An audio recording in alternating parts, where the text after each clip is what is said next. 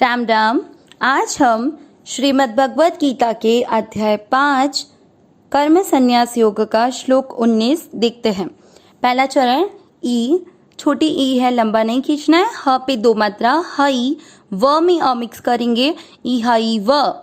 त पे दो मात्रा तई, तई के साथ आधार है तैर। जित, त में अ मिक्स किया, जित। अ की मात्रा इसलिए विसर्ग को पढ़ना है ह, जित ह। स गो के ऊपर है आधार, स के साथ आधार पढ़ेंगे सर गो। पहला चरण रिपीट, इहैव तैर्जितः सर्गो। दूसरा चरण ये शाप थोड़ा तेज पढ़ना है और शब्द पूरा होने के बाद शा पे अनुस्वार आधा म, ये शाम। सा आधे म के साथ य पूरा और उस पे ए की मात्रा मिये, साम ये। आधा स, आधे स को इस तरह से पढ़ना है, आधा स हो गया। फिर बचा थ पे ई की मात्रा थी, तो थी। और त में अ मिक्स करेंगे, स्थित, स्थित। त पे अनुस्वार आधा म, यहाँ पर त और थ का ध्यान रखना है, स्थित। फिर म न, दोनों अक्षर पूरे, दोनों में अ मिक्स करना है, मन। अ की मात्रा इसलिए विसर्ग को पढ़ना है ह, मन ह। दूसरा चरण रिपीट, ये शाम साम ये स्थितम मनः। इहैव तैर्जितः सर्गो, ये शाम साम ये स्थितम मनः। तीसरा चरण नी, दो पे है आधार, उसको नी के साथ पढ़ना है निर्दोष। श पे अनुस्वार आधा म, निर्दोषम।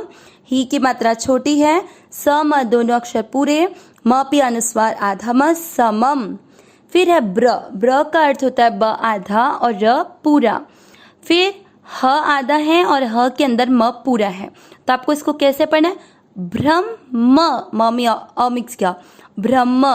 तीसरा चरण रिपीट, निर्दोषम ही समम ब्रह्म। चौथा चरण त के साथ आधा स तस, माँ के साथ आधा द तस्मात। फिर ब्र, वही चीज जो अपन ने तीसरे चरण में देखी, ब आधा र पूरा और ह आधा है म पूरा है, तो ब्रह्म। और नी की मात्रा छोटी, ब्रह्मणी ते। और स्थिता, इस शब्द को भी अपन ने दूसरे चरण में क्लियर देखा था कि आपको ई नहीं बोलना है, आधे स का उच्चारण पहले करना है ऐसे, और थ पे ई की मात्रा लगानी है स्थि, और ता स्थिता, आ की मात्रा इसलिए विसर्ग को पढ़ना है हा, स्थिताः। चौथा चरण रिपीट, तस्मात् ब्रह्मणि ते स्थिताः। तीसरा और चौथा चरण साथ में, निर्दोषम ही समम ब्रह्म, तस्मात् ब्रह्मणि ते स्थिताः। पूरे श्लोक का उच्चारण एक साथ, इहैव तैर्जितः सर्गो, येषां साम्ये स्थितं मनः, निर्दोषम ही समम ब्रह्म, तस्मात् ब्रह्मणि ते स्थिताः। एक बार वापस, इहैव तैर्जितः सर्गो, येषां साम्ये स्थितं मनः, निर्दोषम ही समम ब्रह्म, तस्मात् ब्रह्मणि ते स्थिताः। अब इस श्लोक का अर्थ देखते हैं।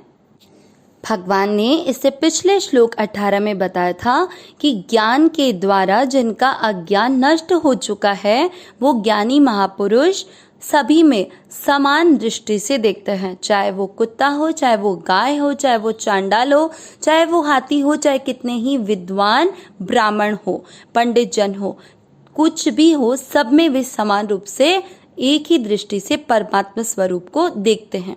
उस समता की विशेष महिमा को भगवान आज के श्लोक में बताएंगे। इहैव, इसमें दो शब्द हैं, इह प्लस एव। एव यानी ही और इह यानी इस जीवित अवस्था में। इहैव तै, तै। अब तई के बाद में आधार जो है वो आप तई का विसर्ग हटाओगे तो आधार लग जाएगा, इसलिए तई ही का अर्थ होता है उन्होंने। जितः, जितः यानी वे जीत लिया है। क्या जीत लिया है, इस संसार से, भोगों से, सब इन सब से ऊपर उठ चुके हैं, इसलिए वो जीवन मुक्त हो चुके हैं। इहैव तै जितः सर्गो, सर्गो माने संपूर्ण संसार को। अभी हमने बोला ही था कि जीतः यानी जीवन मुक्त होना, जीत लिया है। किसको जीत लिया है? संसार को जीत लिया है। आगे सेकंड चरण, ये शाम, जिनका साम्य समता में स्थितम, स्थित है, मन अंतःकरण, जिनका अंतःकरण समता में स्थित है। आगे चौथा चरण, तस्मात्, इसीलिए तस्मात् ते, वे ब्रह्मणि परमात्मा में स्थितः, स्थित हैं। इसीलिए वे किस में स्थित हैं? परमात्मा में स्थित है, क्योंकि उनका अंतःकरण समता की स्थिति को प्राप्त हो चुका है। पूरे श्लोक का अर्थ एक बार वापस देखते हैं। जिनका अंतःकरण समता में स्थित है, उन्होंने इस जीवित अवस्था में ही संपूर्ण संसार को जीत लिया है, अर्थात वो जीवन मुक्त हो गए हैं।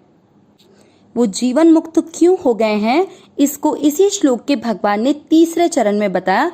निर्दोषम ही यानी क्योंकि, निर्दोषम यानी निर्दोष, समम ब्रह्म, क्योंकि सम निर्दोष, सम और निर्दोष ब्रह्म है, इसीलिए वे ब्रह्म में ही स्थित रहते हैं। यहाँ पर एक लाइन बोली कि ब्रह्म निर्दोष और सम है, क्योंकि जितने भी दोष होते हैं वो परमात्मा में, ब्रह्म में नहीं है। वो तो निर्दोष हैं और सम है। मतलब चाहे आप किसी भी भगवान को माने, वे हर दोष से रहित हैं और समान है। जो दोष हैं वो केवल प्रकृति के साथ अपना संबंध मानने पर, उनके साथ राग रखने पर, कामनाओं के पैदा होने पर, आसक्ति के कारण होते हैं। इसीलिए यहाँ पर तीसरे चरण में भगवान ने इस चीज को क्लियर किया है। तो पूरे श्लोक का अर्थ एक बार वापस क्लियरली देखते हैं। जिनका अंतःकरण समता में स्थित है, मतलब जिनके हृदय से संसार के सब व्यक्ति प्राणी केवल परमात्मा का स्वरूप ही है, सब कुछ भगवान ही है, उनके लिए, सबके लिए समान दृष्टि है।